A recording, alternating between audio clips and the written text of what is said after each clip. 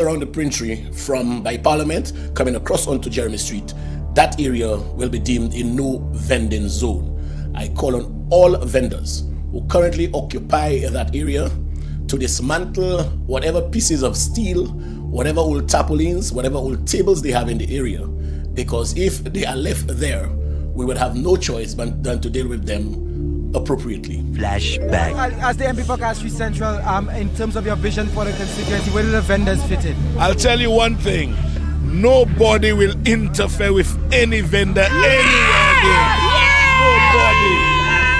Nobody. Walk through Manhattan. Vendors all on the sidewalks. Yes. That is what gives a city its character. Nobody under my watch is touching no vendor.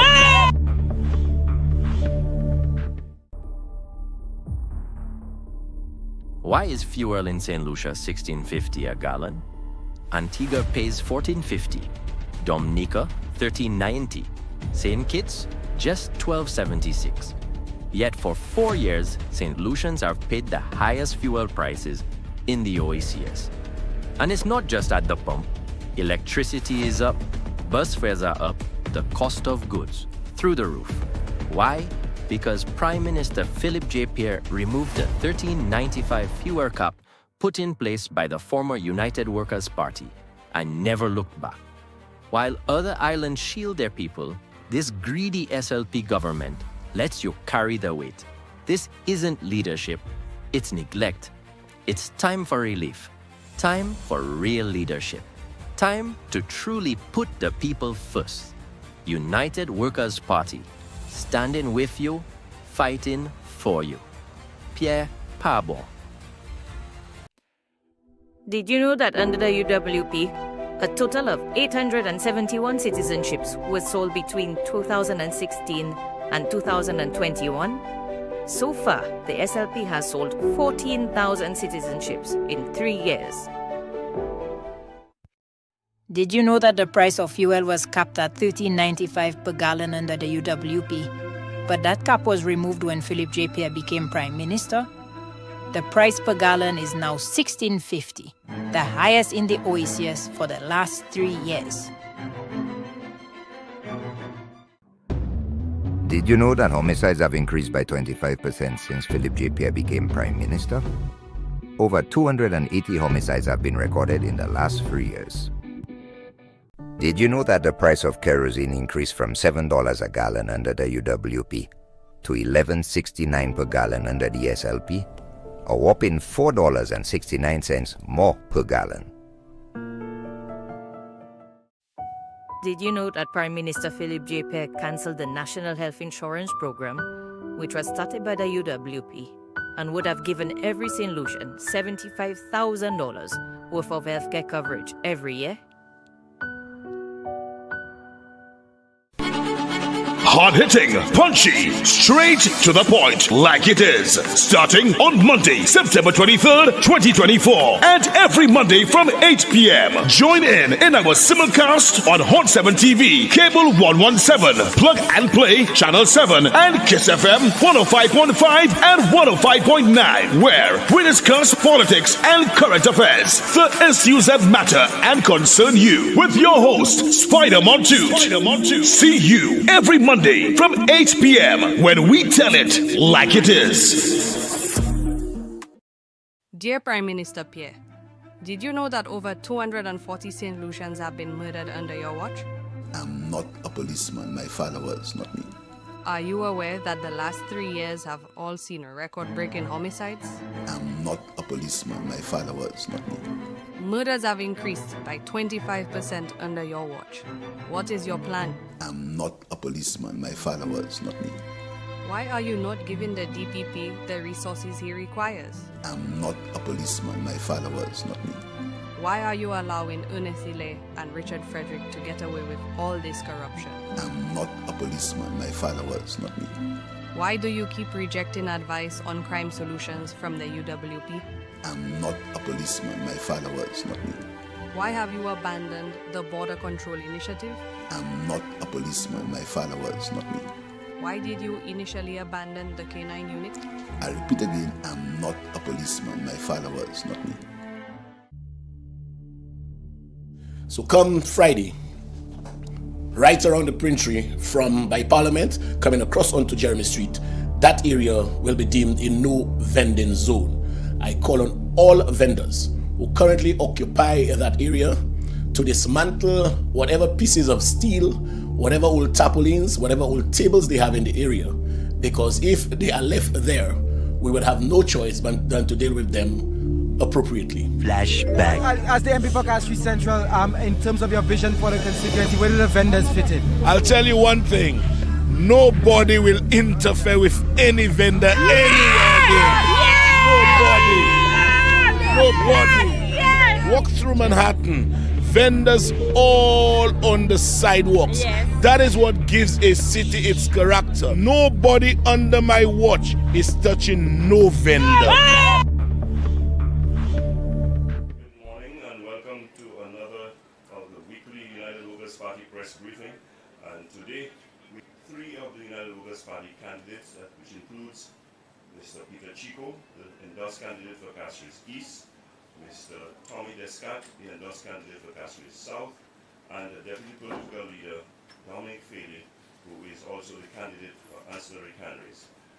We want to welcome those of you who are viewing on live stream, and a special welcome to those of you in the diaspora who always diligently follow what's happening with the United Workers' Party and always tune in to our press briefing.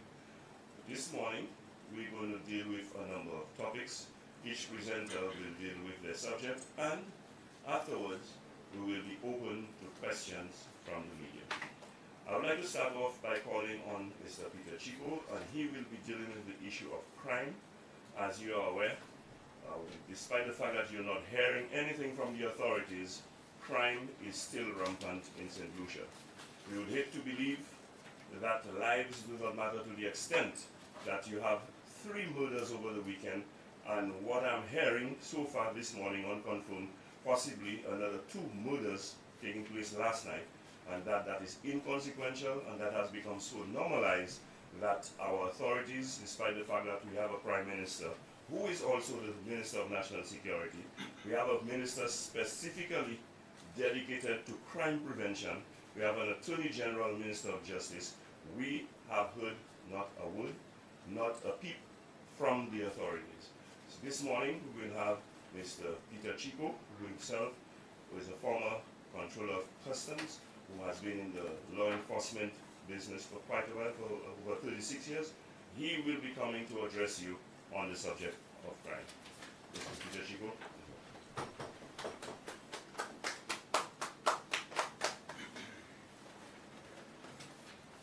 Thank you, Spider.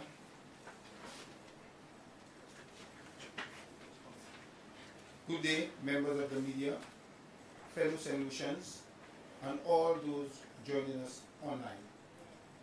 This weekend, St. Lucia was once again shaken by tragedy. 3 young men, full of potential and promise, were brutally murdered, adding to what is becoming an unbearable, frequent reality in our country.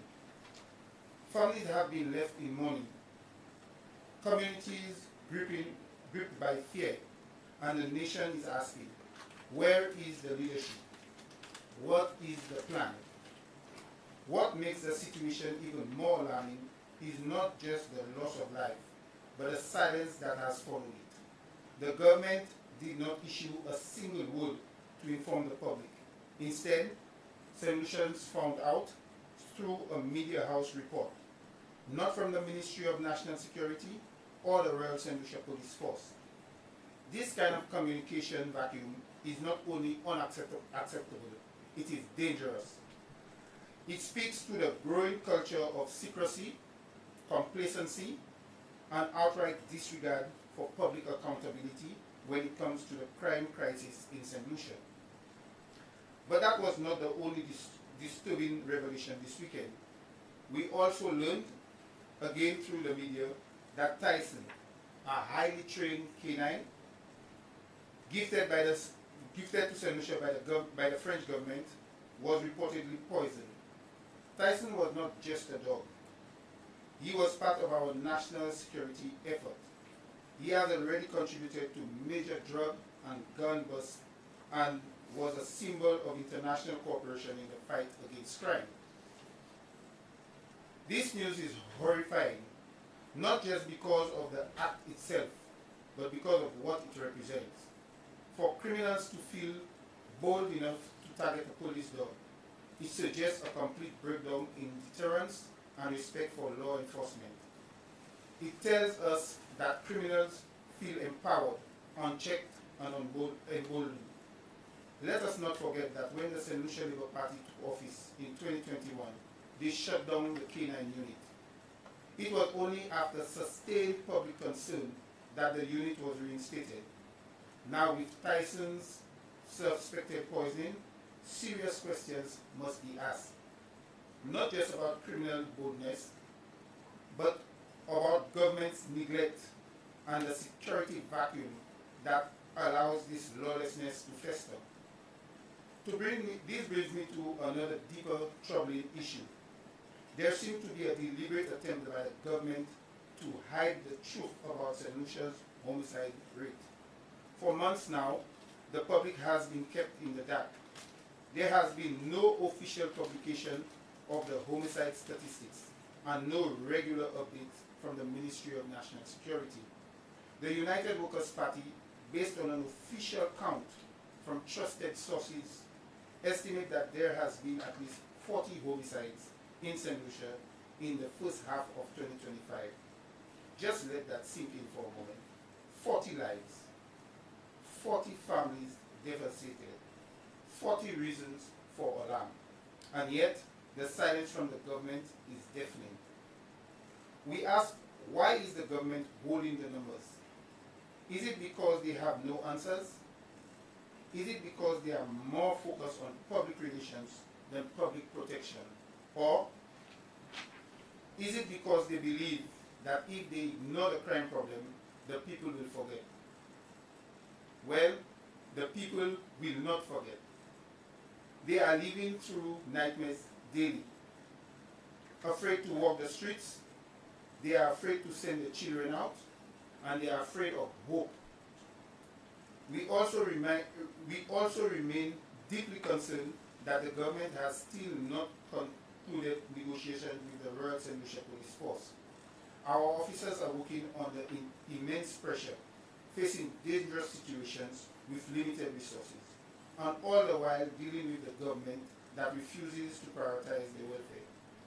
How can we expect our police to give their best when their morals is at the lowest? How can we fight crime effectively when the very men and women tasked with charged with protecting us feel abandoned and undervalued? St. Lucia cannot move forward without security, and we cannot have security without leadership. The United Workers' Party is calling for the following: an immediate update from the Ministry of National Security on the current homicide count for 2025. The people deserve transparency. A full investigation into the suspected poisoning of Tyson, including where it was targeted and what measures are being put in place to protect remaining K9 officers.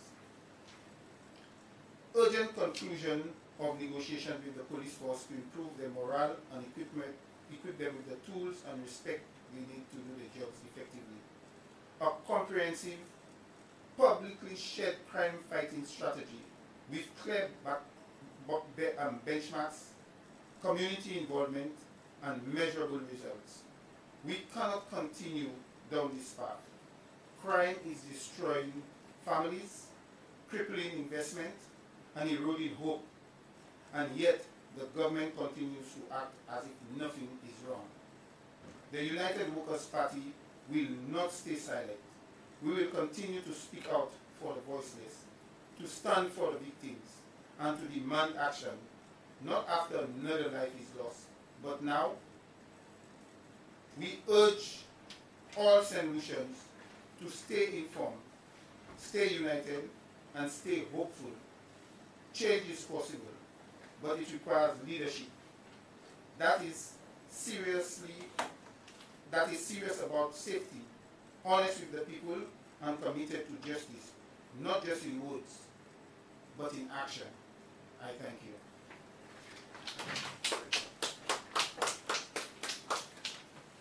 Thank you very much, Mr. Peter Chico, the endorsed candidate for Castle Southeast. And talking about that, it sounds very much to me that you'll be a far better option than your opponent to handle the Ministry of National Security, sir. And so, you know, you spoke on the troubling, bothering subject of crime.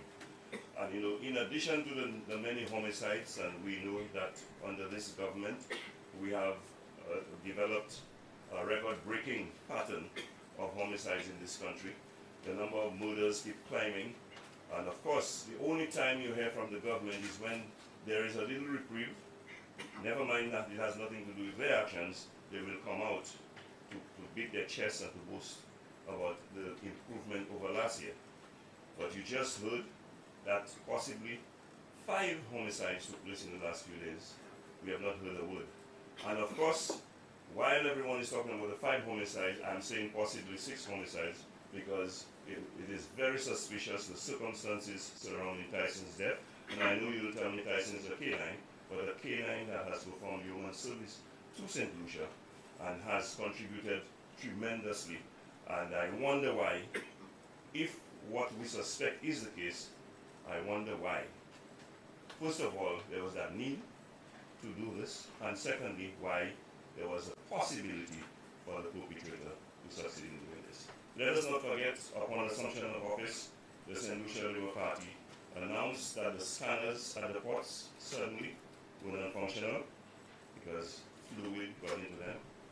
Let us not forget, a very early move by the government was to disband the canine units. And of course, when they were pressured into reinstating it, we saw the successes immediately. Albeit no arrests, albeit no suspects were named, but we know that the likes of Tyson seriously disrupted organized crime, and we wonder if that is not the reason why Tyson is there today. Ladies and gentlemen, our government is not concerned about lives of St. Lucians. They are not even concerned about St. Lucians that are alive.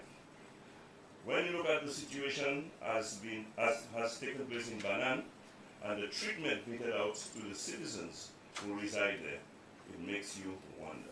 I would like to call on who I would like to see as the future representative of Castries South, the endorsed candidate for the United Workers' Party, Mr. Tommy Descat, who will speak on the subject of the situation as exists in Banan, or rather at Banan. Mr. Tommy Descat.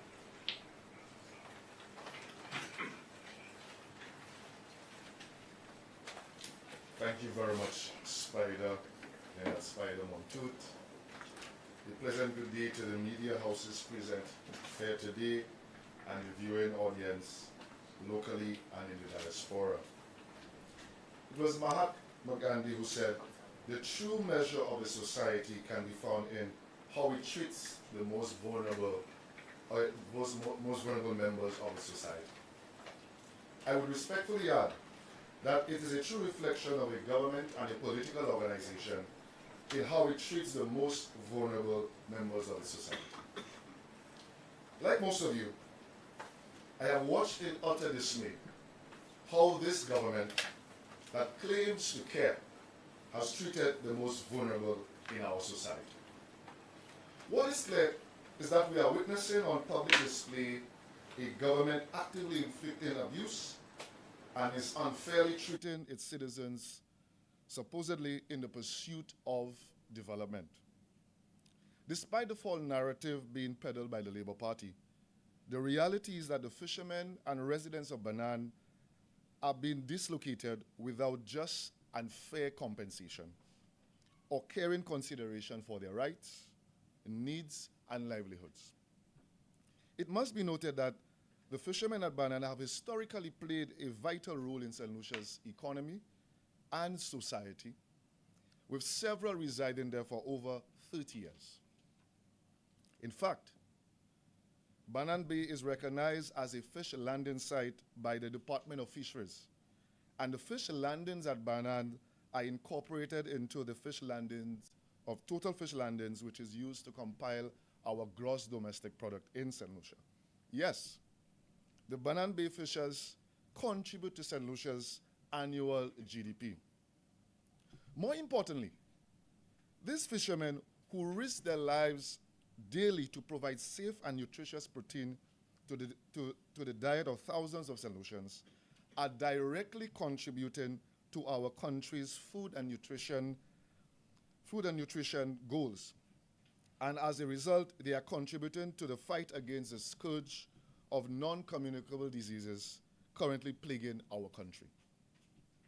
Crucially, the Banannes Bay fishermen supply fresh fish, seafood to the St. Lucian tourism sector and play a vital role in the culinary and local cuisine experience that forms part of brand St. Lucia. In consultation with many, they recount the harrowing stories of being lost at sea. Some as much as 50 days, and reaching as far as Haiti, Colombia, and the United States. Yet, this has never deterred them from doing what they love most, which is fishing and feeding our nation, and which in many instances is the sole skill set that they possess. This enduring contribution by our fishermen should never go unnoticed and should be fully considered when any development that impacts their lives and livelihood is being pursued. I wish now to speak more directly on how the global potholing Port Castries redevelopment has unfairly and unequally displaced and impacted the residents and fishermen in Banan. While details are sketchy and the government has been tight-lipped on what has been described as a secret deal, it appears that the St. Lucia ANC Port Authority is expected to hand over the port and the adjacent and contiguous sites, which includes Banannes Bay, free of all encumbrances as part of the contractual agreement. I wish to make it abundantly clear and to set the record straight that I am fully in support of any development that is inclusive, which is executed humanely, and does not infringe on the rights of the marginalized and vulnerable members of our society, and which safeguards, importantly, the environment for future generations. In fact, in my previous employment at the Caribbean Development Bank, I was the lead on the tourism sector and the blue economy, and I am fully mindful of the crucial need to upgrade our ports to enhance visitor experience and to maximize visitor spend. My training at the bank has, however, instilled in me a deep sense of care and concern for project-affected persons, like the fishers and residents in Banannes Bay. As a development practitioner at heart, I uphold a people-centered approach to development, which ensures that no development makes anyone, let alone the most vulnerable, worse off. In fact, true development should make persons better off. The manner in which the settlement of Banannes Bay residents and fishers has been handled to date leave one to draw three conclusions.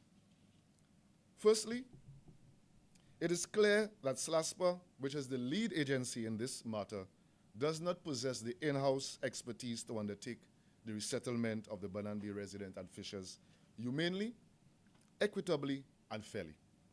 Secondly, it appears that the St. Lucia Labour Party is actively seeking to gain political mileage and political goodwill from this process, which reflects the modus operandi of the SLP, which is to protect the victory at all costs, even if the Banannes Bay residents are adversely impacted.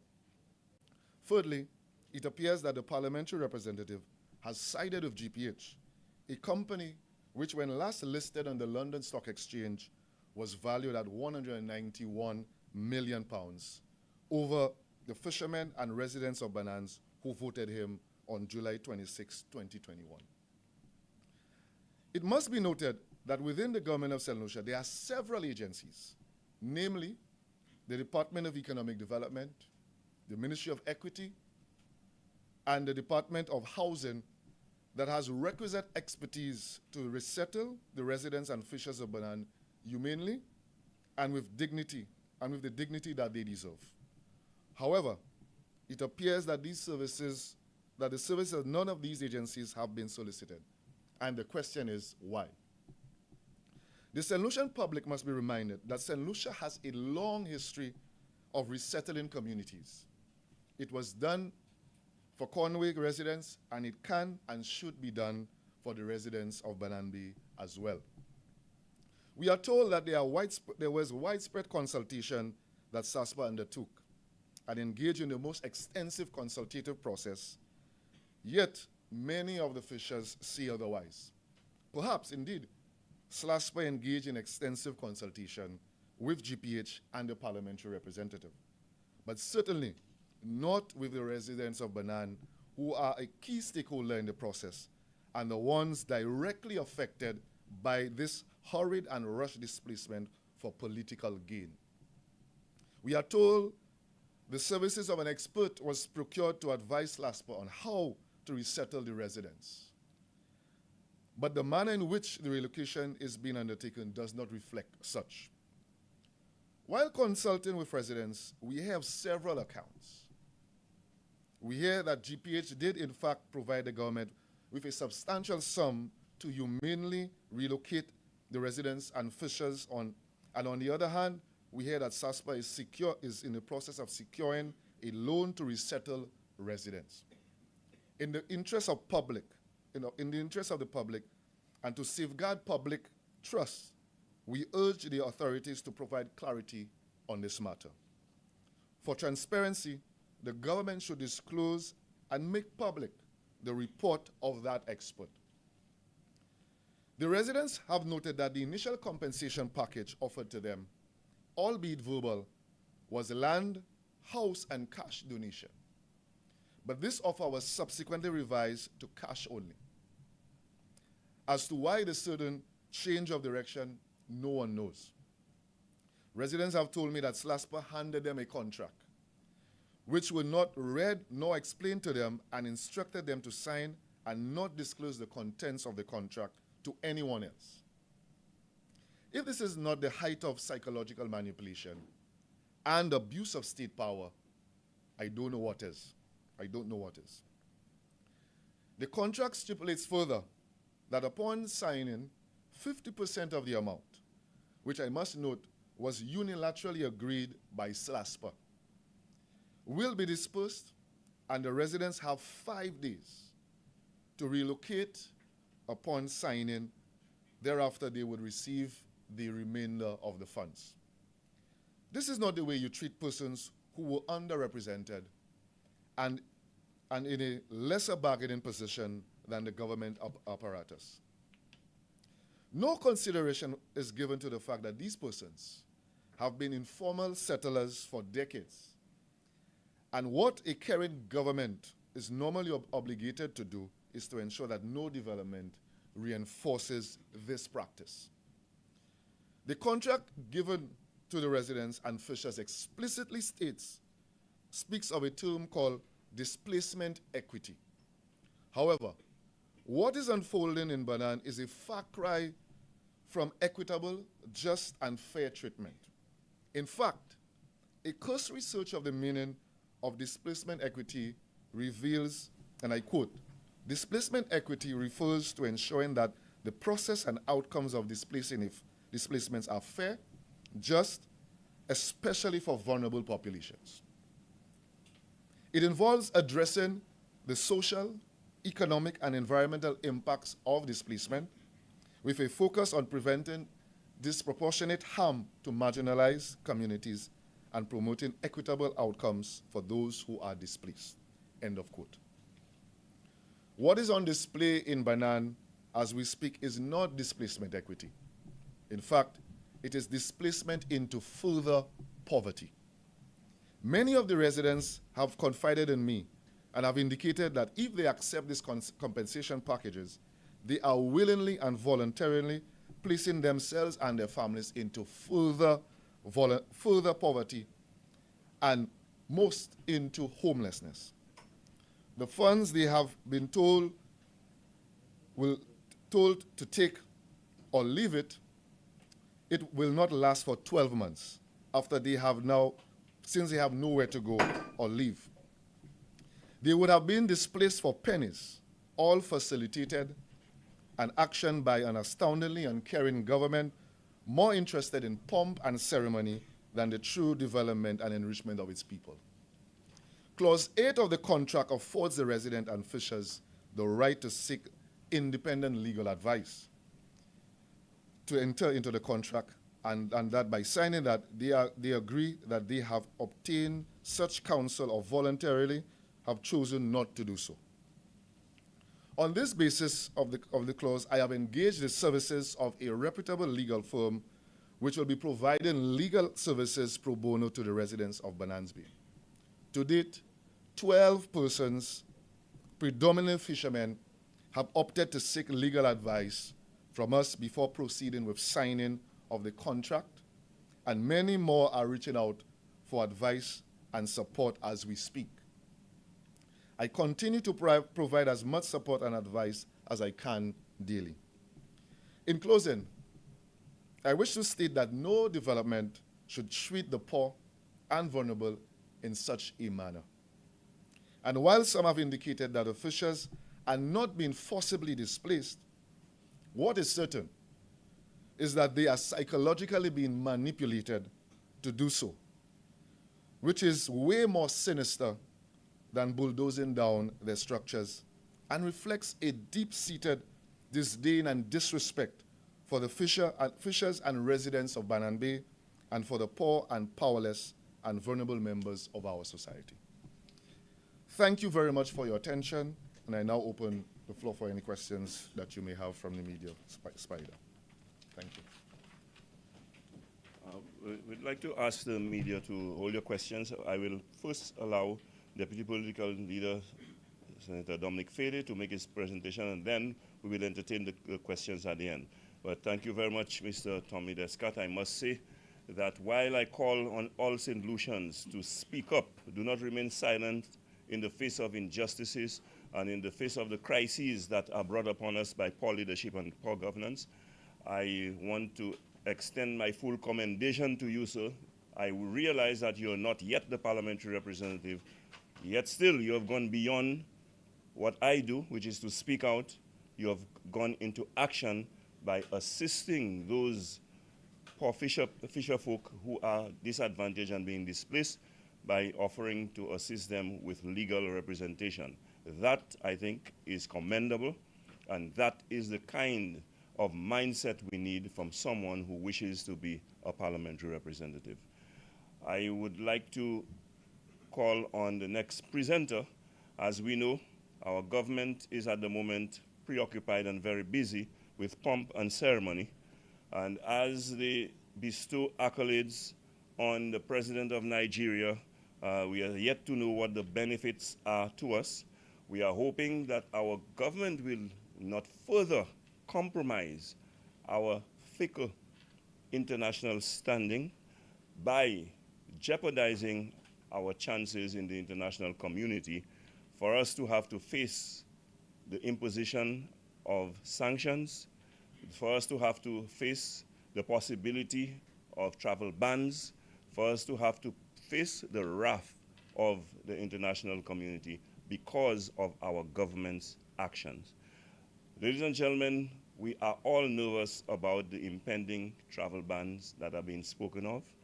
I would like to call on Deputy Political Leader, Senator Dominic Fede, who will make his presentation and take into account the looming threat and possibility of a US travel ban and possibly a European travel ban on the citizens of St. Lucia. Senator Dominic Fede.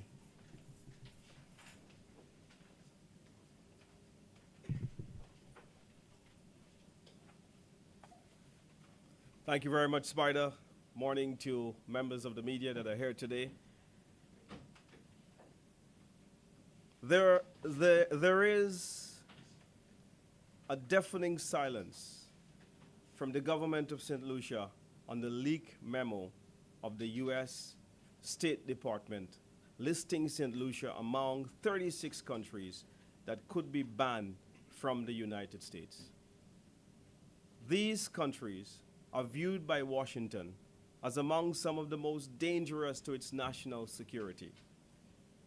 The highlight is unprecedented for a country like ours, which traditionally has been viewed by the world as a safe and tranquil tourism destination. According to a leaked memo published in reputable media houses like the Washington Post and Reuters, St. Lucia is among 36 countries that the U.S. government has given up to 60 days to amend several concerns to its national security. One such concern is the inability to determine the security of those countries' passports.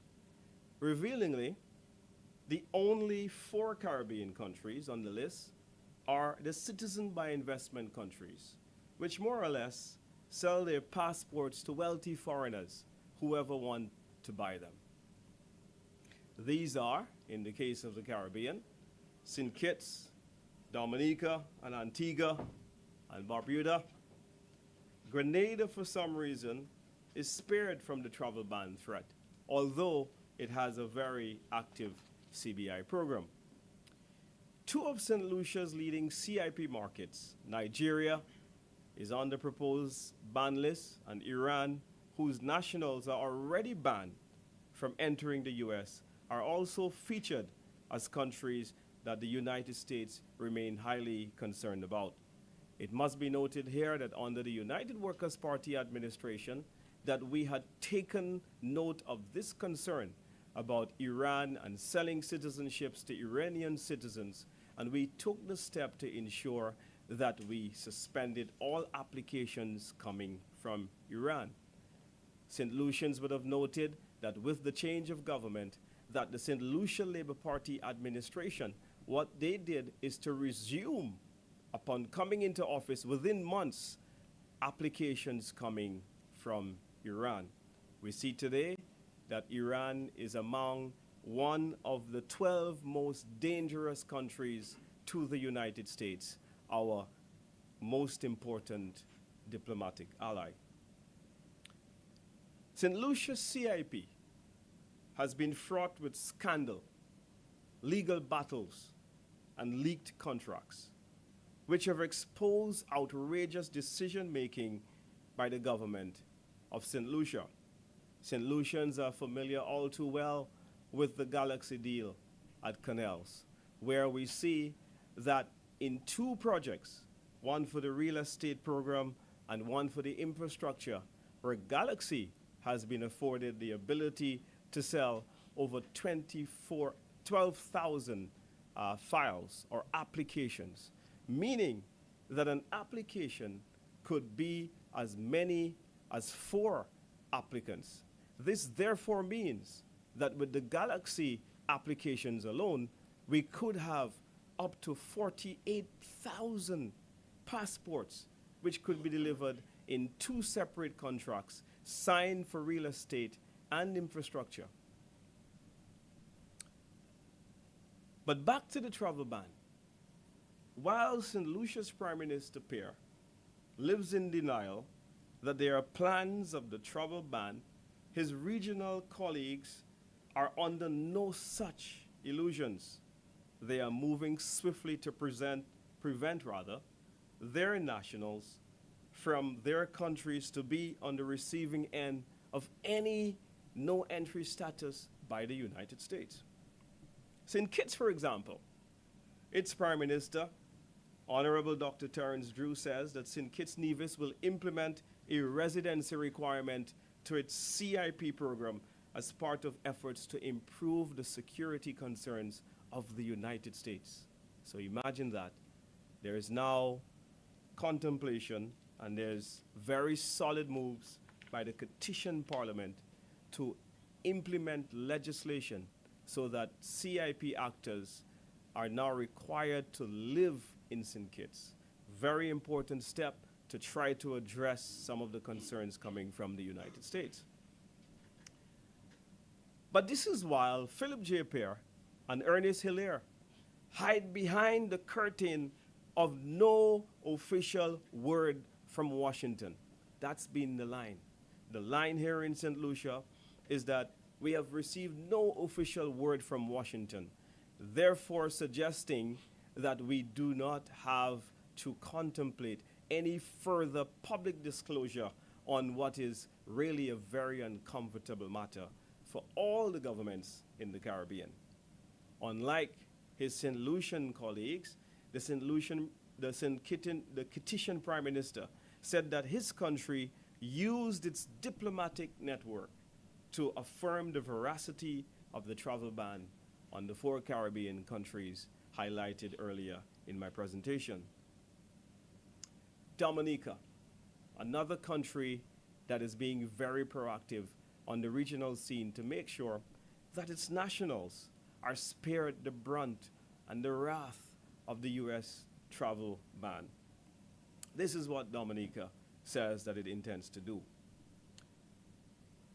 Dominica says that it is going to be implementing legislation very soon to make sure that its citizens are protected from the wrath of a travel ban. Dominica's Prime Minister Roosevelt Skerritt assures his nation that he too is taking the proposed ban very seriously. He explains that we are committed to protecting our national partnerships and, most importantly, the rights and freedoms of all Dominicans. According to Skerritt, in a release and in a statement published by IMI, a well-known CIP publication, the U.S. is very important to Dominica's prosperity on many fronts, he told the Dubai publication, citing economic and cultural and political ties which are crucial to his country's nation building. Antigua, another country that's very busy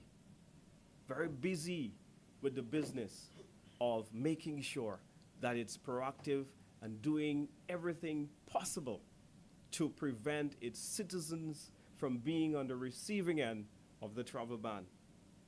Like St. Kitts and Dominica, Antigua has been proactive and preoccupied with the business of safeguarding visa-free access to existing countries within the EU and other parts of the world where we enjoy such freedoms. So Gaston Brown, as you would have seen on Facebook just recently, posted a meeting that he had with top officials from the European Union. You see,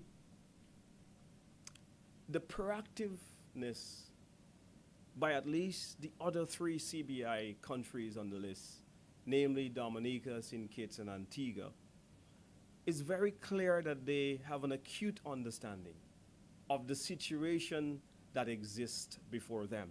And that is, many of our citizens are placed on a list where they could potentially not have the ability to go to the United States. We're talking about students who could potentially be barred from going to study. We're talking about people who go to the United States for medical reasons. Imagine being confronted here in St. Lucia with a medical situation, but our healthcare facilities does not have the capacity to deal with your medical condition, and you having no choice but to travel abroad to seek that treatment. If there is the possibility of a travel ban, it would mean that you do not have that option. This is what is at stake. 60% of our tourism comes from the US. 60%. 60%. It is the most crucial tourism market. It means that if we have a travel ban, if America says to its people that nationals from St. Lucians are banned from coming to that country, it would mean dire consequences on the brand St. Lucia. I want to use a situation that was similar but less severe when Jamaica had a travel advisory. Imagine that, a travel advisory, and we have seen that with just a travel advisory that Jamaica saw a significant decline in arrivals from the US. Because when traveling to a country, a lot of research is done about that country on the internet. And when that research is done on the internet and the tourists realize that St. Lucia nationals have been banned from coming to the US, it would send a very negative impact on brand St. Lucia, a country that we know over the years to have enjoyed the peace and tranquility. The Caribbean as a whole, along with St. Lucia, has been known and referred to and celebrated as the zone of peace. And now, 4 countries from the zone of peace is being placed on a list where they could be banned from traveling to one of their most important allies.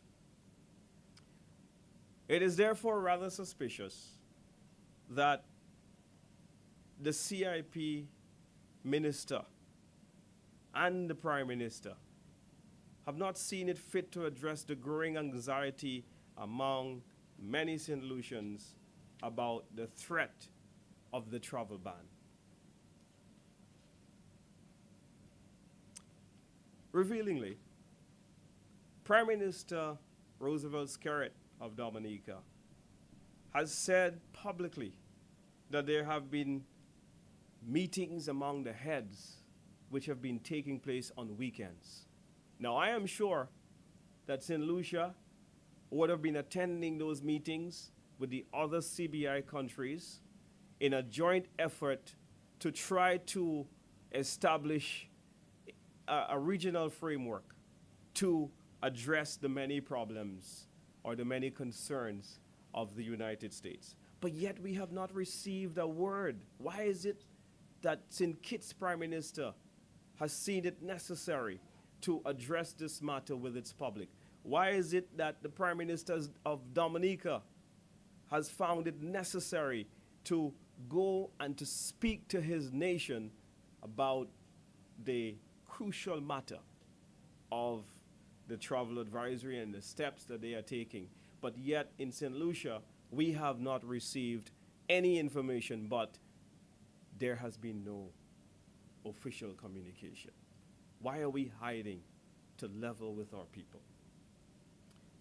And at those meetings, Skerritt goes on to say, a complete ban on the ability of any African applicant to change their names during or after the CBI application.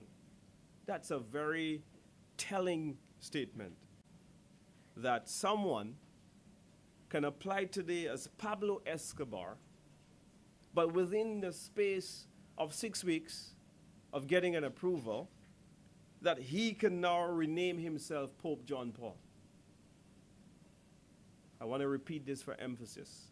The heads have agreed that they are going to ban Africans from being able to change their names at any time of the citizenship process.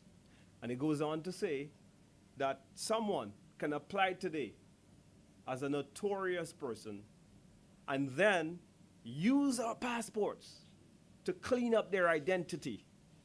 That has been one of the concerns highlighted by the United States. And this is one of the concerns that the other countries are busy addressing. And we have seen no public signal from the administration here in St. Lucia that they are doing everything possible. So just imagine the opportunity that exists for bad actors, terrorists, drug traffickers, money launderers, to use your passport to fraudulently change your identity. So this is why we are in a lot of trouble. We are in a lot of trouble. So now, this kind of betrayal is dangerous, and the time has come for the regime in St. Lucia, the government here, to level with the people of St. Lucia.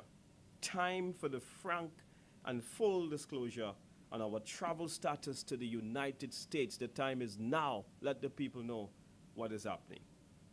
The Dominican Prime Minister also outlined that several administrative amendments will be made to his country's CIP Act, which will be revealed to the public soon.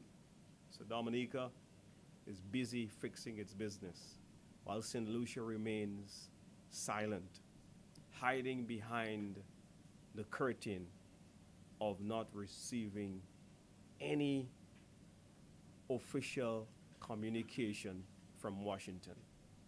Bad excuse. Here is what Skerritt says to that. Skerritt says, from informal diplomatic channels, his government has learned that among the U.S. concerns are visa overstays by Dominica. So, not receiving any official word from Washington. The other prime ministers have used every single vehicle available to them to go and to get information from other sources so that they can be on top of the situation. But our government says to us, as an excuse, we have not received any word from Washington. Too late shall be the cry of many. It is expected that an extraordinary sitting of Parliament, the Minister of CIP is anticipated to make a statement finally. But it will be the usual statements by ministers that are made in safe zone of no questions. Frankly, I think we have a number of vexing issues we would like to address. 1, 2 years of late financial reports in the middle of unprecedented scandal regarding a unit that is presiding over a multi-billion-dollar industry. 2, how much is on the escrow account of Caribbean Galaxy for the real estate project down in Canals? How much has gone into the project and how much has been drawn down towards the project? We have received from a very reliable source that Galaxy has admitted to spending $75 million US. 15 million US were spent on civil works at the site down in Canals. And internationally, they have claimed that they have spent some $60 million overseas. Mr. Minister, please let the public know whether what I have just revealed to them is true or false. We also would like to know how many passport applications we have received and how many have been approved. Please break down applications and the number of passports approved for each applicant. Having now acknowledged that there is a travel ban or the threat of a travel ban, what steps are being taken to prevent the possibility of a potential travel ban, which is going to have debilitating impact on the overall population of St. Lucia? And so as I close, I want to say that the government is obligated to allay the fears of a population growing in anxiety as each day in the CIP saga continues to be even more uncertain. I thank you very much.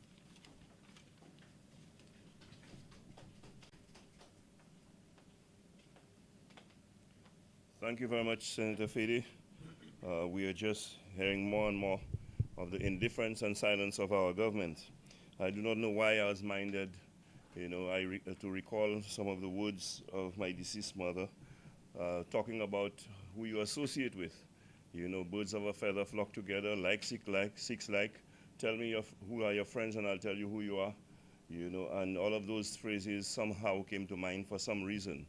We have to be concerned about the associations that we are seeing, that our government is leading our country into, and we're hoping that this will not spell disaster for us down the road.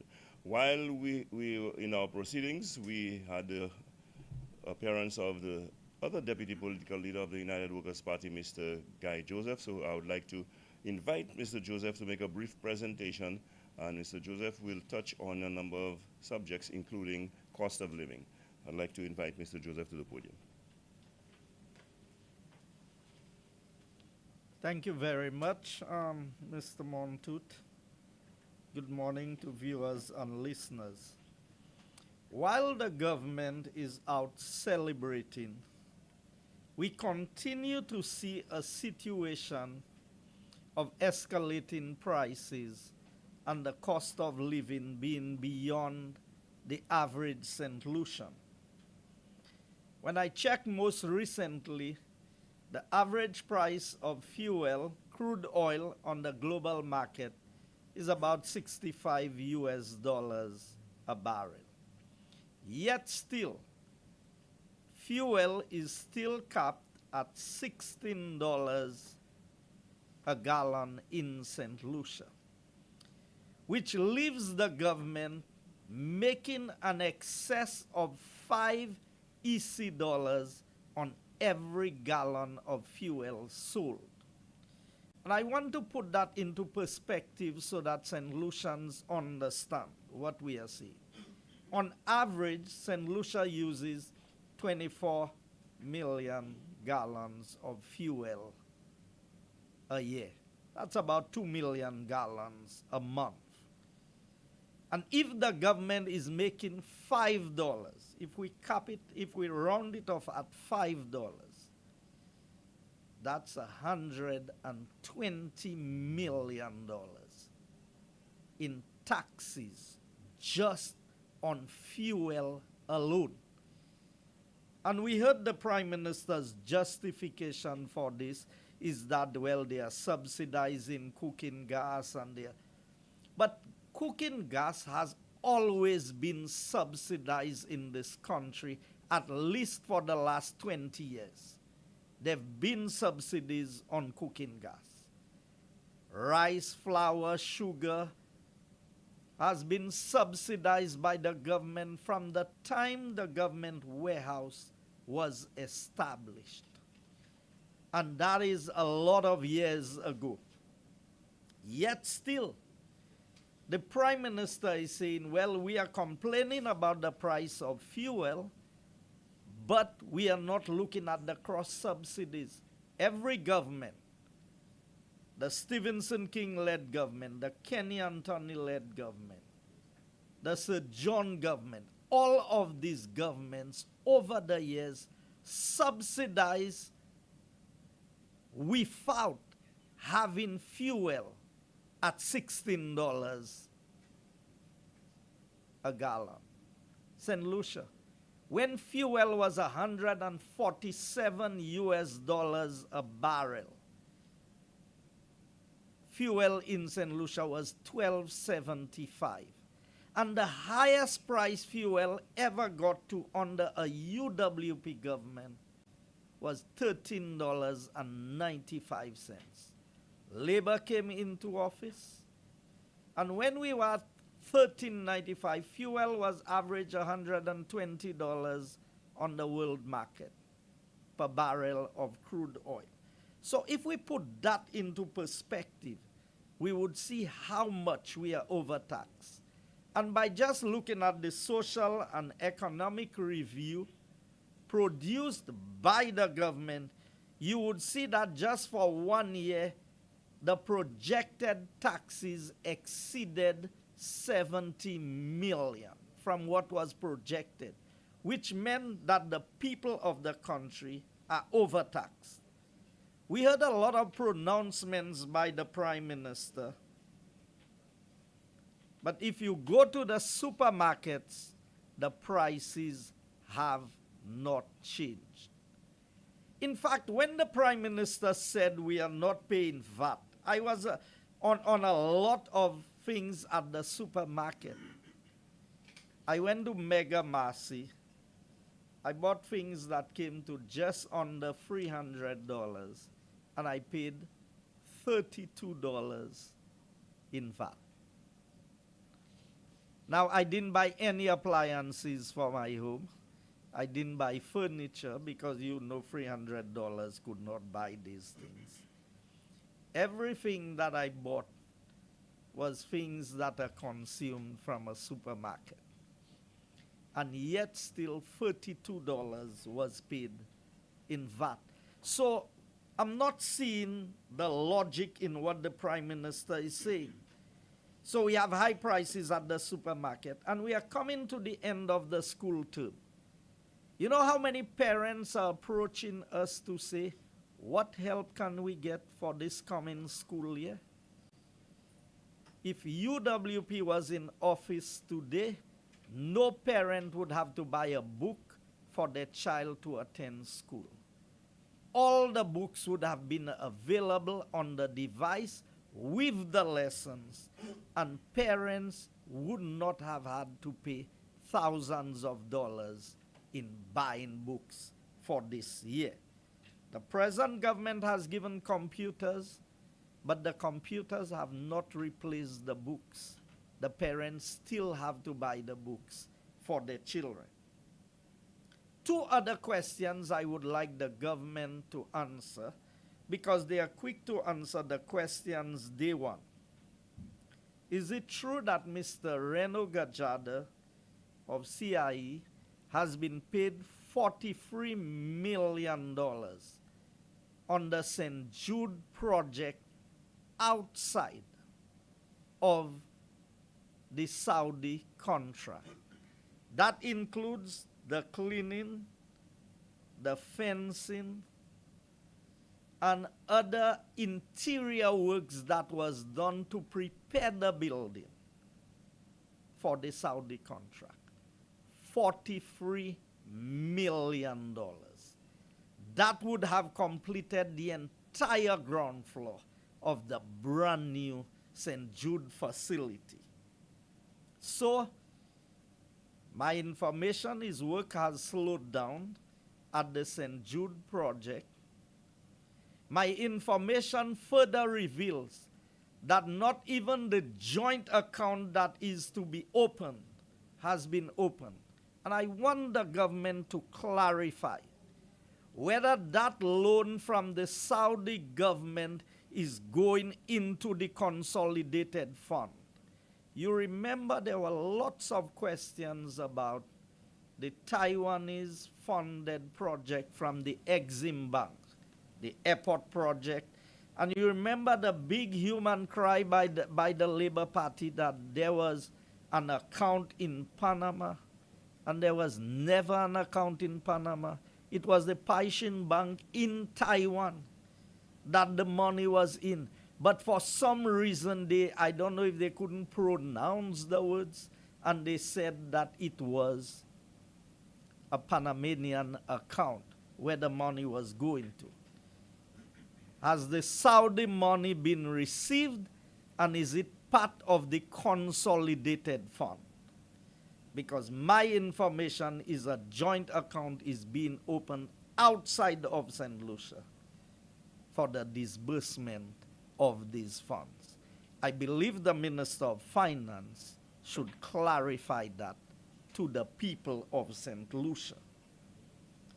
The final point I want to touch on is what is happening with us with the licensing of vehicles. This government is finding ways, creative ways, of extracting money from the people of St. Lucia in an unfair and unjust way. Prior to this administration coming into office, I was the Minister for Transport. If your vehicle was in garage for a period of time exceeding a year from the time the license was last paid, the vehicle license, then you could get a waiver. If a St. Lucian was out of St. Lucia for an entire 3-year period, the triennium, which is the duration of the period your driver's license is paid for, you could get an exemption. Today, the information from the Ministry of Transport is that if a vehicle is sold, the new buyer for that vehicle is required to pay for all the years that the license of that vehicle was not paid. So, if you have your vehicle that you parked at your home for the last 5 years, maybe it's missing a part, you don't have the money to fix it, you cannot repair that vehicle, or you just decide, I've had that vehicle parked for too long, I want to change my vehicle. If I buy that vehicle from you, and I go to the Ministry of Transport to register that vehicle as a new owner, I am required to pay for the last 5 years that this vehicle was parked. I'm required to pay the license for that vehicle. And for me to get an exemption, I have to apply to the Road Transport Board. You know how long the Road Transport Board had not been in operation? I understood just recently the Transport Board finally had a meeting. And people have been waiting for months to get that exemption for a vehicle that they have purchased. I would like the Attorney General and the Minister to come and explain to St. Lucians where in the law that the licensing authority, which is the ministry or the minister, has that power and authority to refuse the registration of these vehicles. Further, persons with H plates are being told they have had an H plate for 20 years. When they go to the Ministry of Transport to register their vehicle, they are being instructed you cannot keep the H on that vehicle, even if your insurance allows you or you paid your insurance with an H. You are required to put a P on this vehicle. And I have inquired of the insurance companies that they have been instructed by the government that they cannot register vehicles with H, or they cannot insure vehicles with an H on it. To further compound that, if you order in a used vehicle from Japan, you now have to pay a fee to the Bureau of Standards for the inspection of that vehicle in Japan. I think you are paying in the region of 100 to 150 US per vehicle inspection. Yet still, if that vehicle is defective, you have no recourse over the person who has inspected. Now, I know about this because I was minister and a group of persons came to me setting up a company, and the information is the company is using a Bureau of Standards form in Japan to do the inspection. I want to know, how is that legal? Does the Bureau of Standards have an inspector in Japan? And we have used vehicles coming from the US, from Matnik, from the UK. So why is this applicable to vehicles coming out of Japan?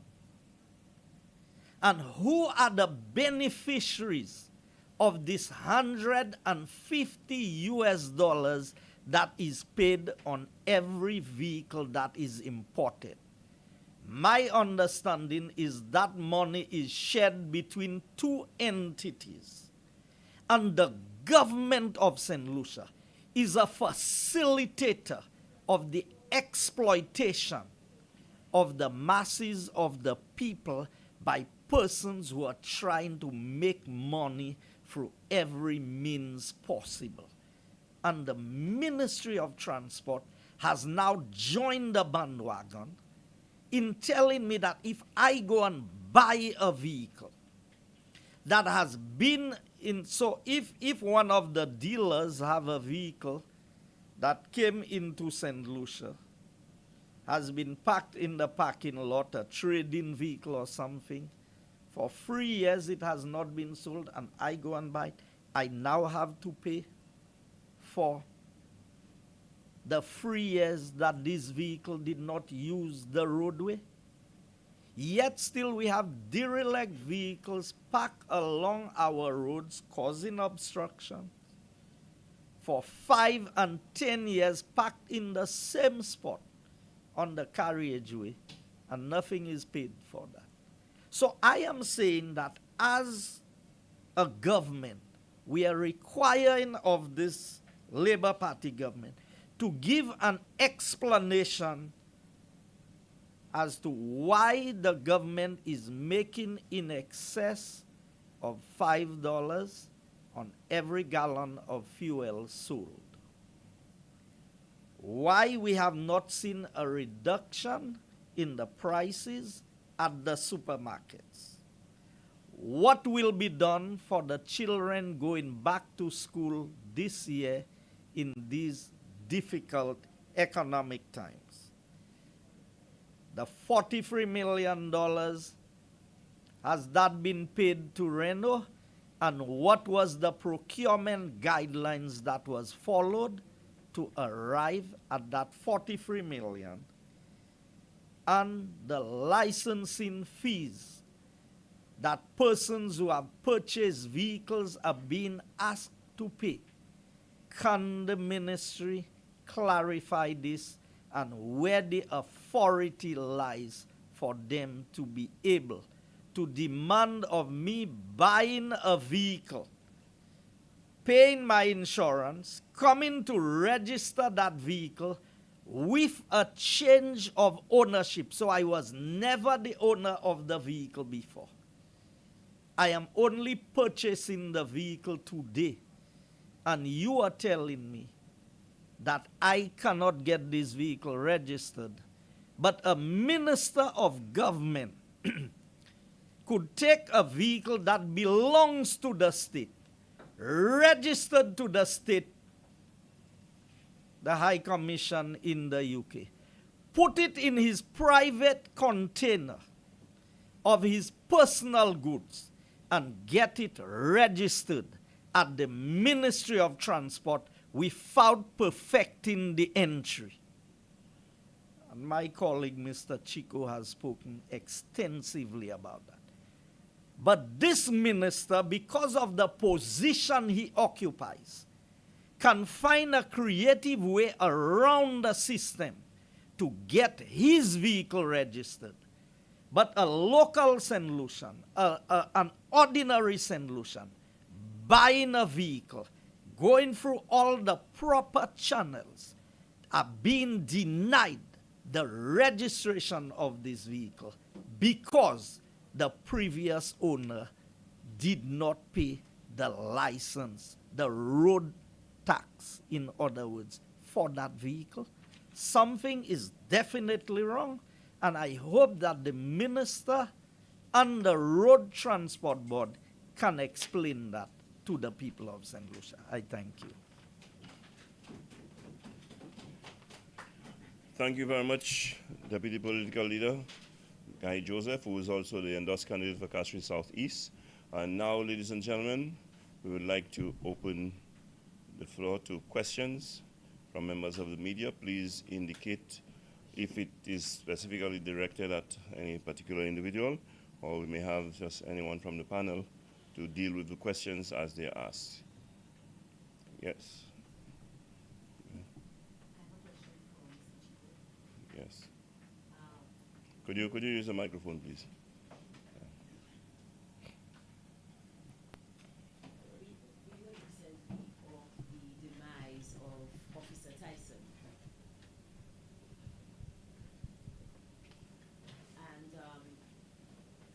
I think the question on everybody's minds is, how is it possible that a canine officer who should have been under the protection of the entire RSLPF and who we know works primarily in concert with the Customs Department, which is your forte, how is it that this officer could have been left exposed to a toxic substance? How is this even possible? That's a very good question. My information or my experience, my knowledge of what I know happening with the canine unit, these canines are kept in a secure location. They're not accessible to the public. They're only being brought out in public by the police or by the Customs Department to do the requisite work that they were supposed to be doing. So access to a toxic substance, the questions will have to be asked to the persons responsible for the canine unit, because these canines are kept in a secure facility. These canines are kept under 24-hour surveillance and watched by the Royal St. Lucia Police Force. Again, in your capacity as a former controller of customs, what exactly have we lost? Now that we've lost the use of Officer Tyson, what does that mean for the operations of the drug and narcotics unit? Because we've seen a lot of successes since July 2024 when Officer Tyson entered that unit. Yes. So now that he's gone, what possible ramifications are there? Well, we see what gun violence is doing in this country. The government has to move speedily to replace Officer Tyson. We as human beings cannot do what Officer Tyson was doing. Officer Tyson would be able to locate these firearms in a matter of seconds, as opposed to we as human beings would take days sometimes to find these weapons. So I think the government must move speedily to ensure that the canine is replaced. We must get Tyson's brother on the ground urgently. If not, our crime rate will continue to rise and we will have this wanton killing unabated in St. Lucia. You're welcome. Yes, thank you, Mr. Chico. Yes, you have a question? Good morning. The question is from Mr. Discal. Yeah.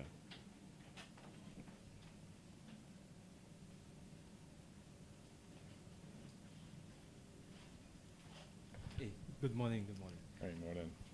I think it's your first time, your debut press conference here? Yes, it's my inaugural conference. Congratulations. Thank you very much. So I'd like to ask you about Banan and also Castries South. So firstly, I would have heard your arguments against the relocation process.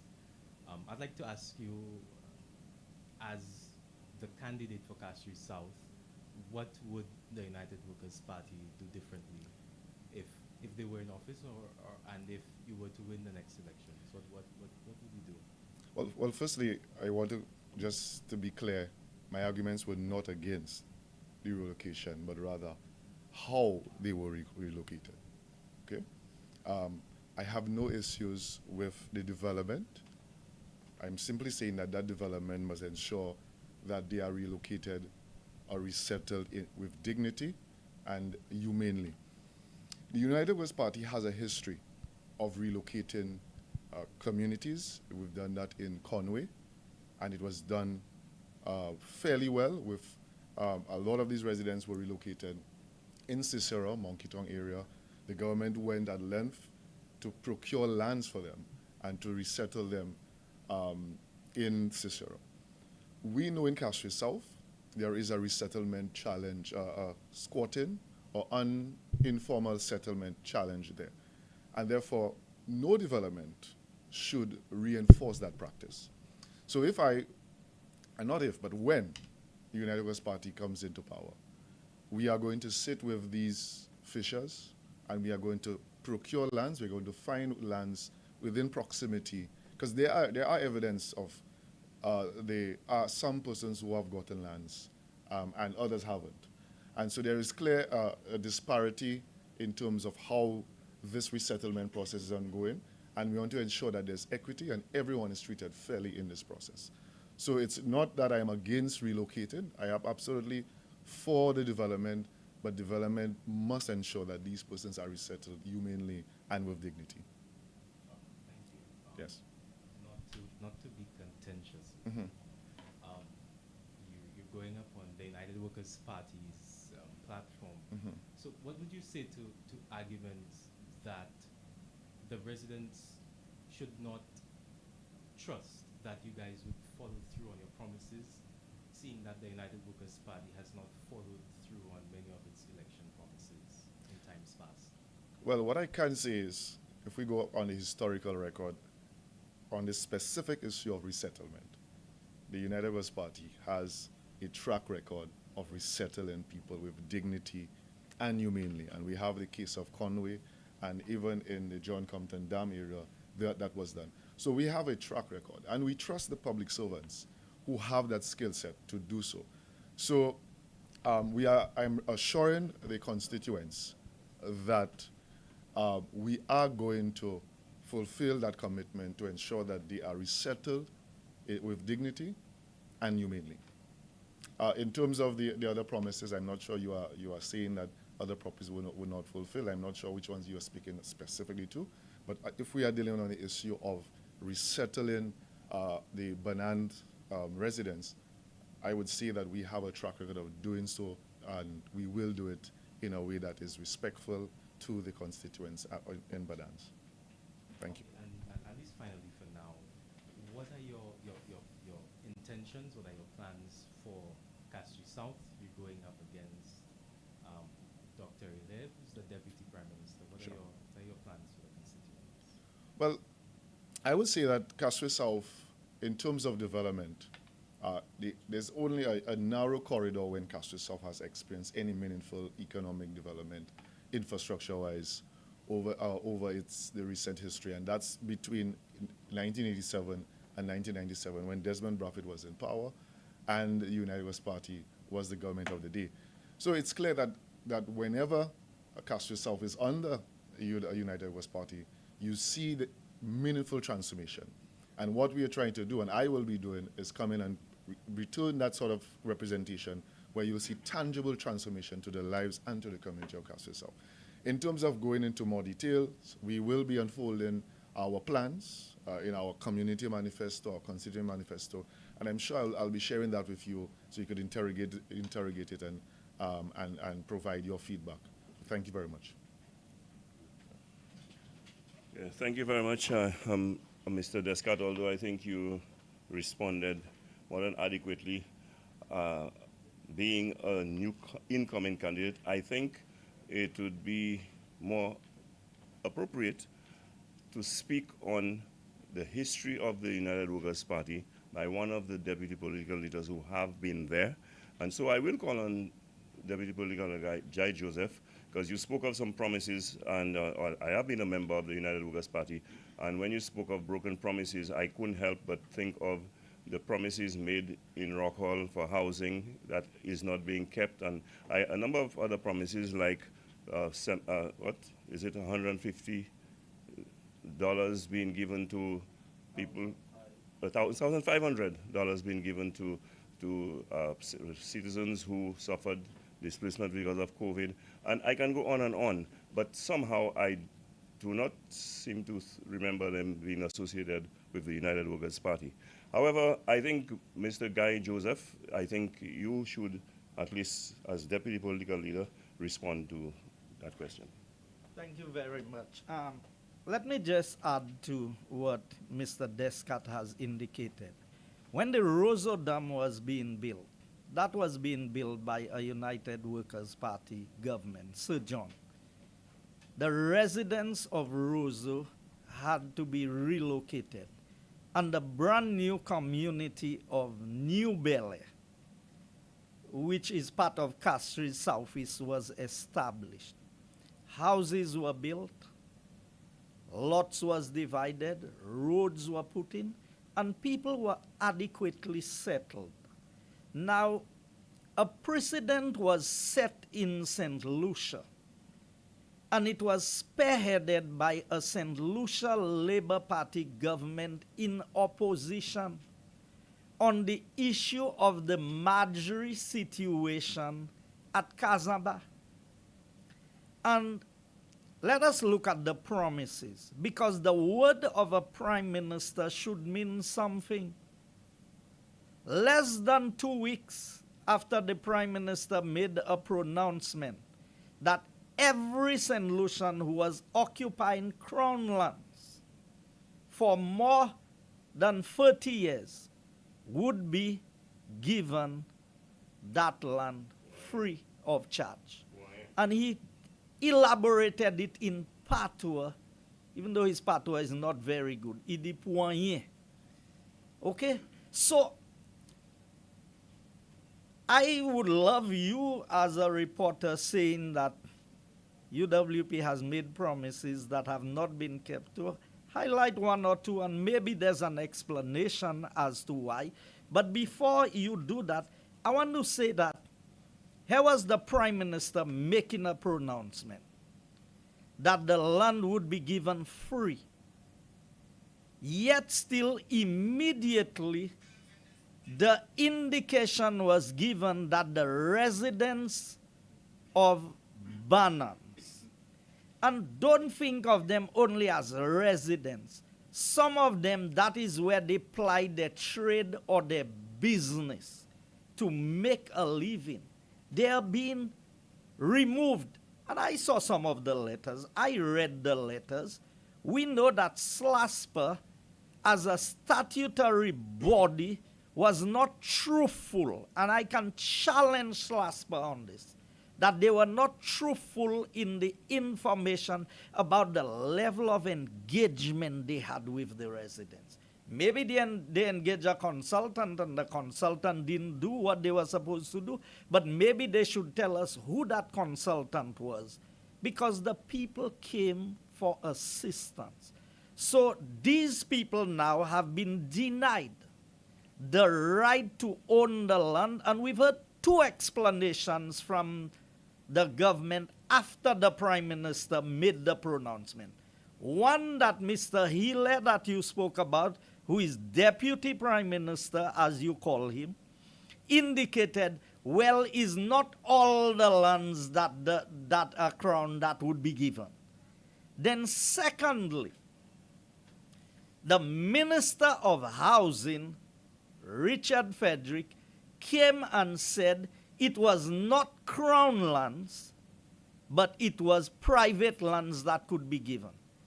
So I would love you when you challenge, when you question at cabinet briefing, that somebody gives a clear explanation as to which of the three is correct in terms of what has transpired. And I was trying to recall, we promised 5 to stay alive. We delivered on all 5. No property tax for 5 years. We increased the number of school transportation that was available.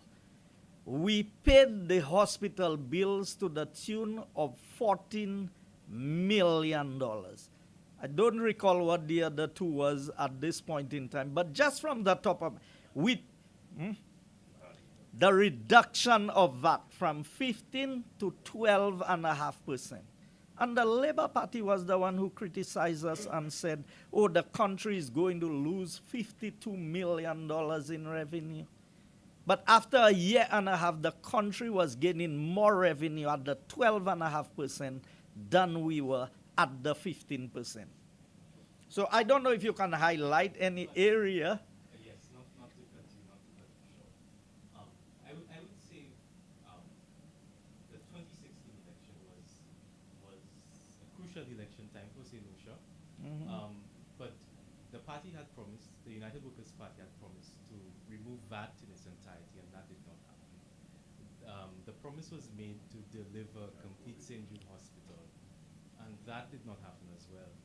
And I could say as well, the promise was made for the resolution, in whatever sense that might be, of the impacts matter, and that did not happen, as well as the promise of the delivery of numerous hotels, which did not come to fruition. So when I say that the United Workers' Party had made promises that were not delivered in its 5 years, that is what I mean. Okay, so I can respond to every one of them in sequence. So the first one you said was the VAT. I do not recall that, and I'm not saying it was not said, that VAT would be removed entirely, but we did promise that there would be a reduction in VAT, and VAT was reduced. But even when... Hold on. And if I have the copy of the manifesto, I have it in my vehicle, and...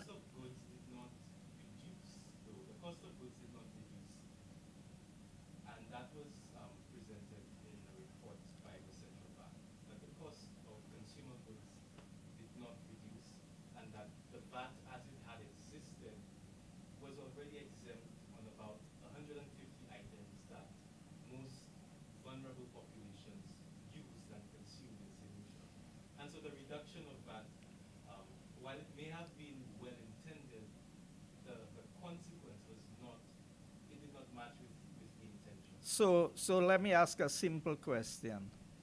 So the $52 million that would have been paid or collected by the government as VAT, who got that $52 million? That $52 million would have circulated in the economy, but that does not mean it has the promise was that it would reduce VAT. That's what the promise so let me...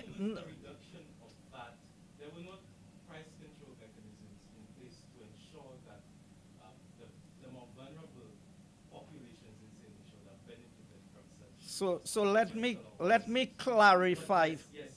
Let me clarify for you.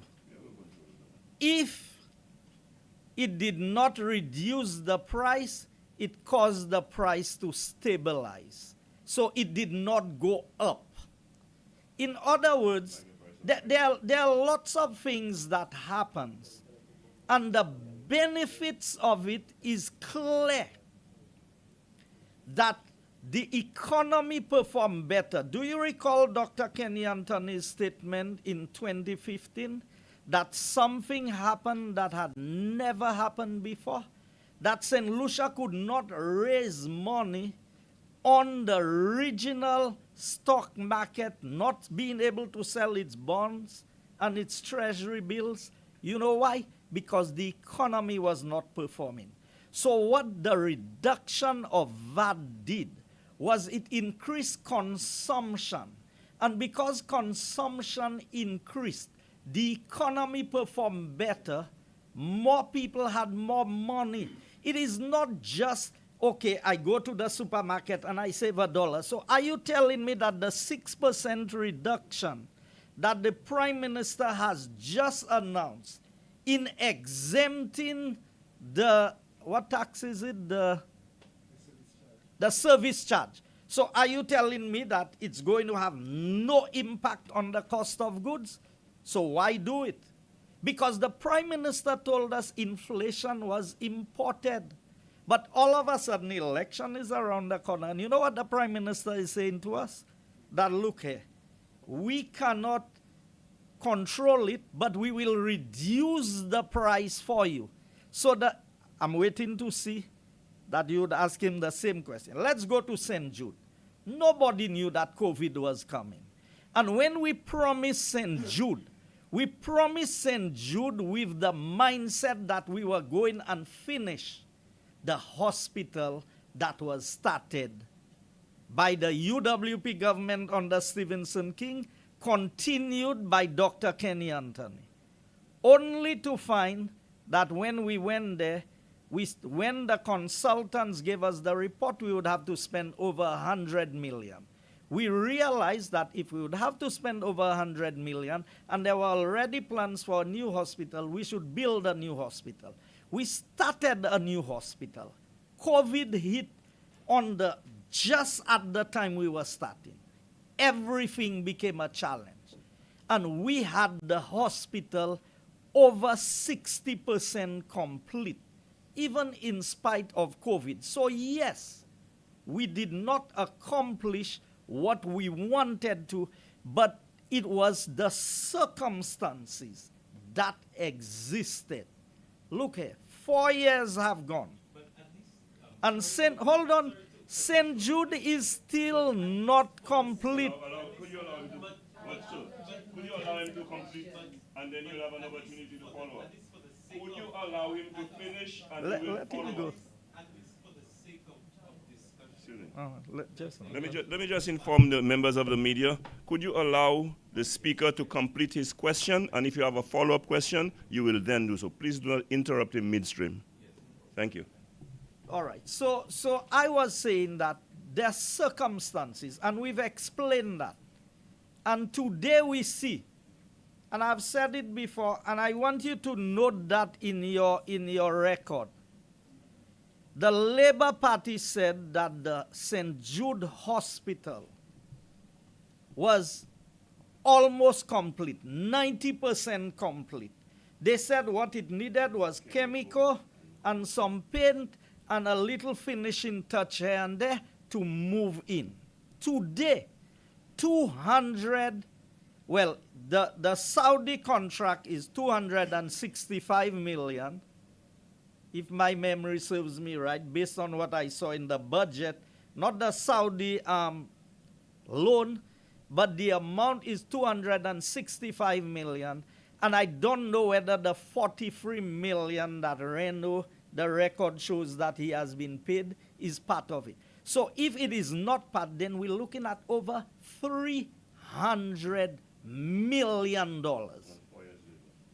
4 years later, on an 80-year-old facility, and you heard Mr. Reno Gajada, I would love you to ask the Prime Minister, how can the contractor decide the cost of the project and that the cost does not matter?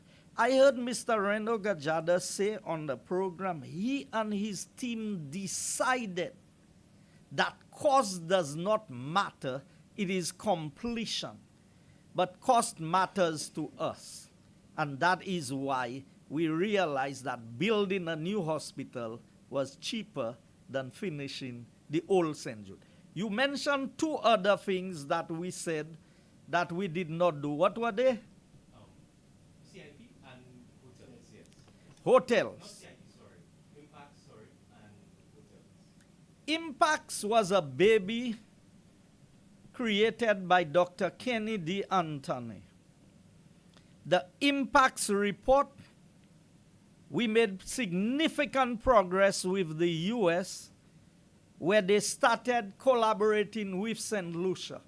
We appointed the DPP, we equipped the DPP, and the DPP said in a press conference that he has given instructions to the Commissioner of Police to proceed with the cases of charging those who are involved. That is out of the control. The then Prime Minister Alan Chasney did everything that was within his control. But you know there's a clear separation between the executive of government and the judiciary. So we don't go to court to see that justice is done to get ministers off the hook as the present Prime Minister did. The matter was placed squarely in the hands of the DPP and the Commissioner of Police, and anything that is not resolved with this matter is within their control.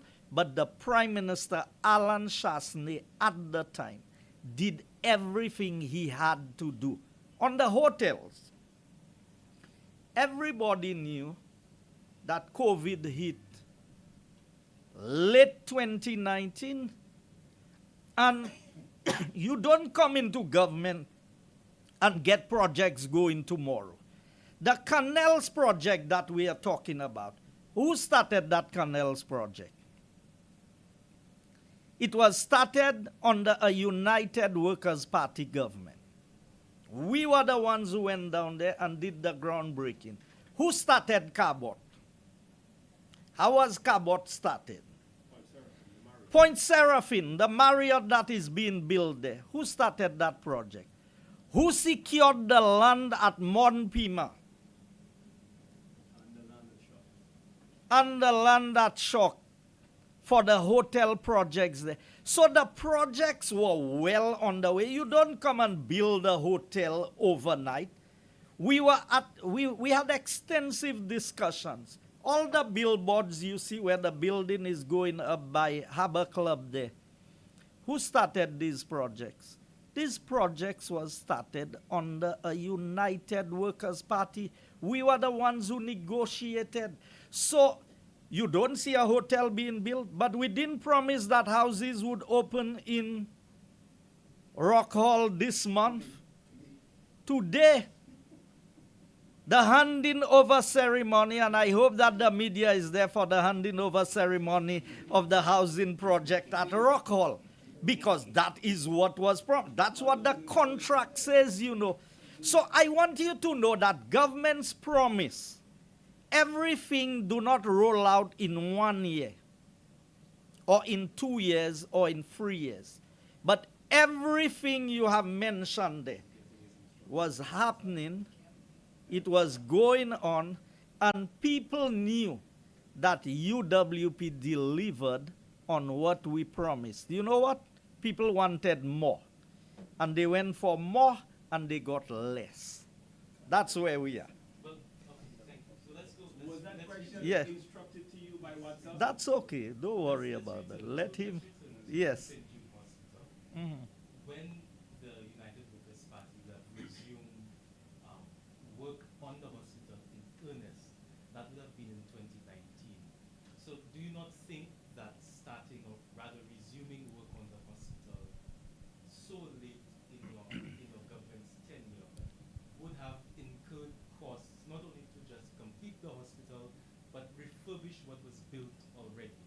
And that's the first part. And the second part would be that even while the structure was built, the new structure that you built, was there, the report commissioned by the cabinet said that this structure would have to be operational with the rest of the, I think about 12 buildings that would have been there at the time of the hospital.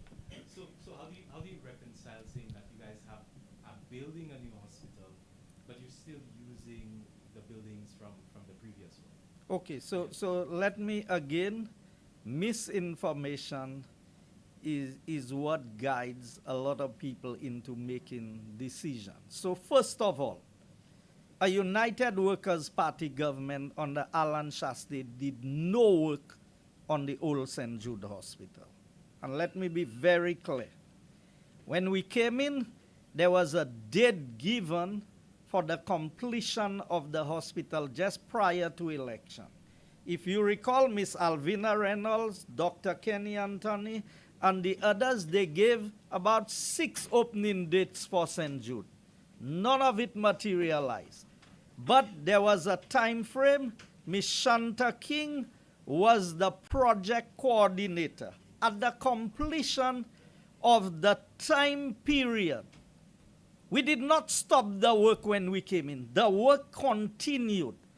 It went past the time for the opening because contracts were signed already. So we couldn't just come and stop anything. Then we realized that the hospital was no closer to being completed than when it was started.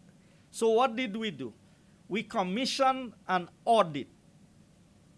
And the same John Peters, Dr. Stevenson, Dr. Stephen King, if you look at the Untold Stories report, you would see that they all said we did the right thing. by commissioning a study. It was that study that instructed us that completing the old St. Jude was a task that we did not know how it would be completed. And it was at that point the decision was made that it was cheaper to build a new hospital. And on hindsight, we were proven right. Because spending that amount of money on the old facility is now more expensive than the brand new facility. And I will tell you, there was one building in the old facility that was being used. You know what it was being used for? Administration. And the mortuary was completed by the Mexican government and the ambulance center.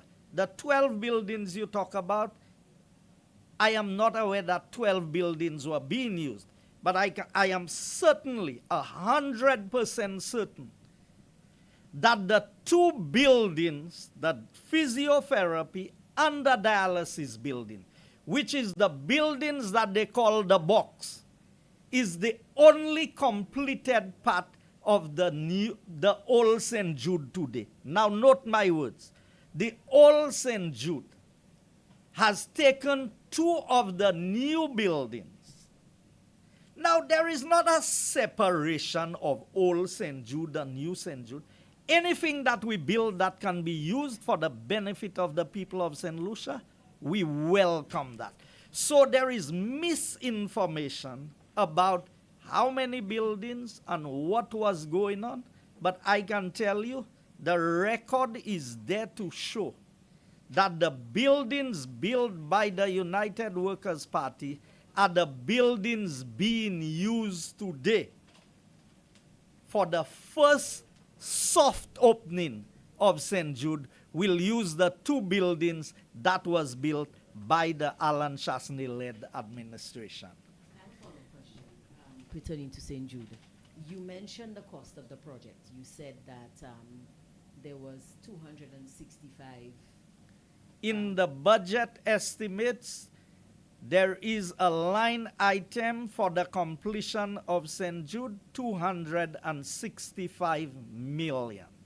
And that was the budget, not for this, I think either this or the previous financial year. Okay, but isn't it true that $180 million was initially spent on the refurbishment of St. Jude's after it burned down? Was that by your government or the previous Alan Chasney government?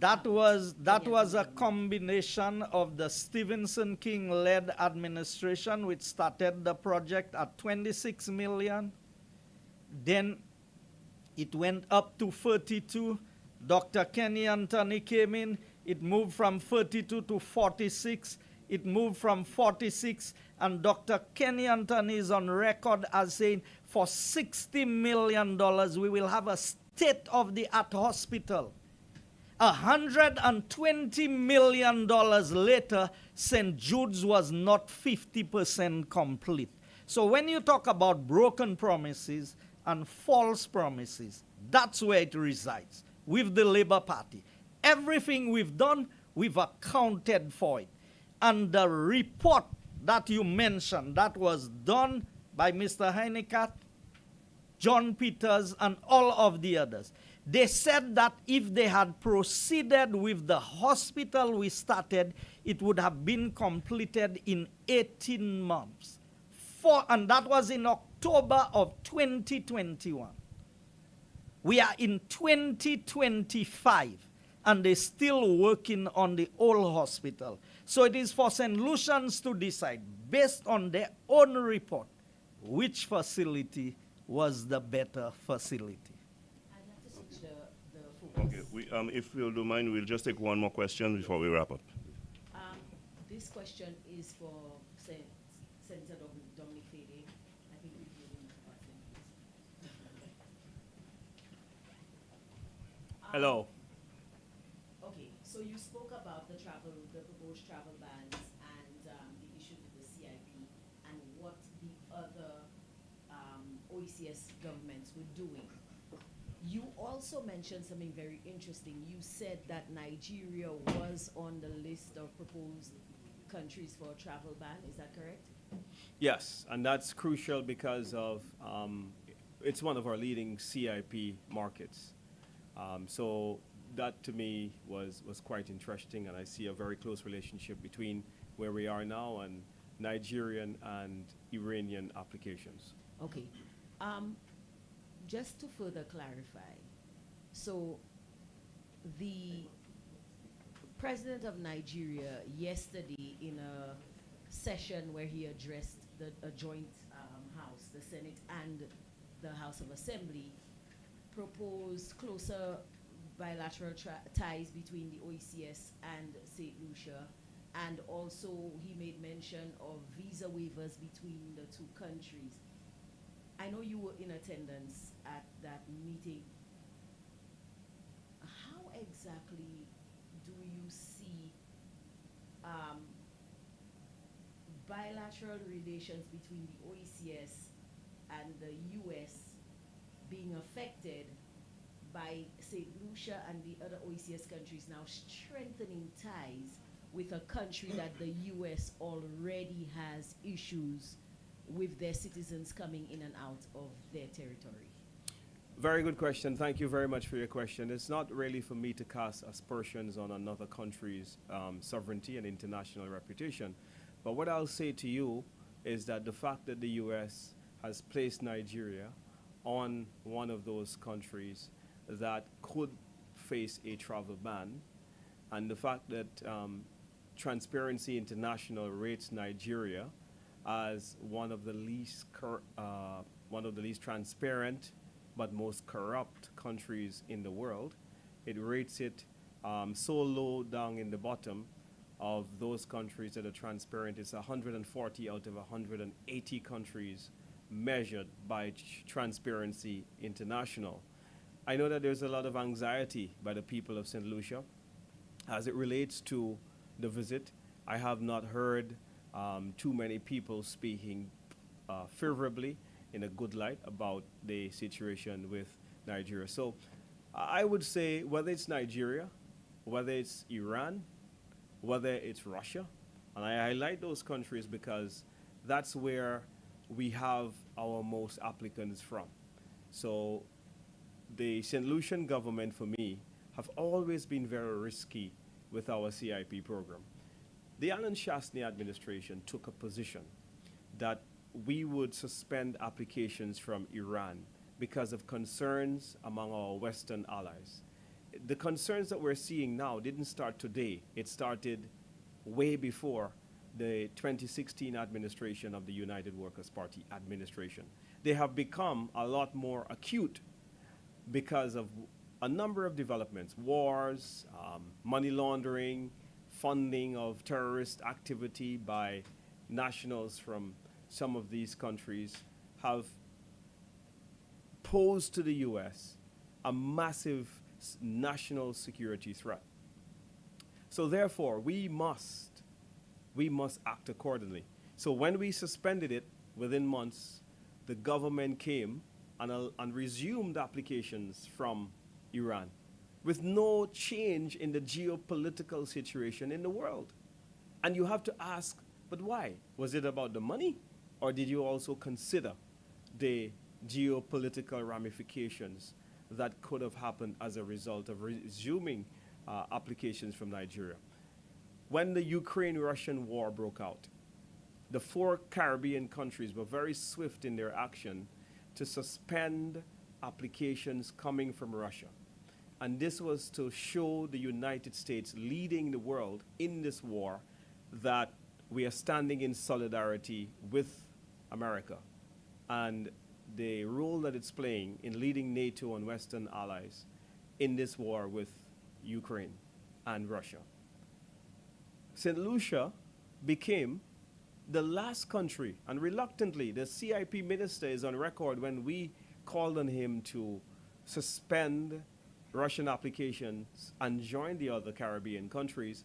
He said that it was discriminatory, that not all Russians support President Putin. And St. Lucia was going to act in its own interest and use its own discretion. I think that that was a tremendous mistake, and the timing was really wrong. Sending congratulatory message to Russia on the attainment of 20 years of diplomatic relations between St. Lucia and Russia, you have to ask yourself whether that was necessary at that time in the middle of a war. Going to Venezuela, another country that the United States has had very serious concerns about. In fact, nationals from Venezuela are banned from entering the U.S. So they are in the red zone, the more severe tier of countries as it relates to relations with the United States. But our Prime Minister went to Venezuela and said that no one will tell St. Lucia how to choose its friends. And I respect the sovereignty of our countries, but I think that we have got to be very measured in how we exercise our sovereignty, and we've got to ensure that in exercising our sovereignty that we do not insult countries that we depend upon for national development, i.e. United States, the UK, Canada, and other traditional Western friends. Very quickly, I seem to remember some moves being made by the Alan Chastney administration to resume our visa-free access into Canada. Can you tell us how far that went and what the intention was behind that move at the time? That's my final question.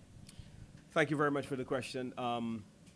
Well, we did a lot of things, including, I heard my friend erroneously stated that we promised impact and didn't deliver, but there are several reports in the news where, for example, the U.S. ambassador is on record of saying, coming to St. Lucia, sat at a joint press conference with the Prime Minister of St. Lucia, the then Prime Minister Alan Chastney, and said that certain departments within the police, for example, was going to allow training because we had made such a very good case that the Alan Chastney government was very, very, very, very strong and very keen on cleaning up some of the issues. So we were working in a similar vein with all of our friends to make sure that A, we safeguard existing visa-free access, regardless of the emergence of the CIP and their growing concern about the CIP and national security issues, but as well to try to restore visa-free access where those visa-free access were taken away from us in the case of Canada. Thank you. I think this has been a marathon. Thank you. So at this point, we have come to the end of our press briefing, and I want to thank those of you from the media who were here asking the questions. I want to thank those who were following us on live stream. I want to especially thank those in the diaspora who have been following. And let me just inform you that you can join us on Thursday morning on Rev Up from 9 o'clock. We meet the opposition. Of course, on Sunday, we will be having our Flambeau Sunday Live coming from the constituency of Miku South. You can join me on Like It Is on Hot 7 TV from 8 p.m. until 10. Please stay tuned into the United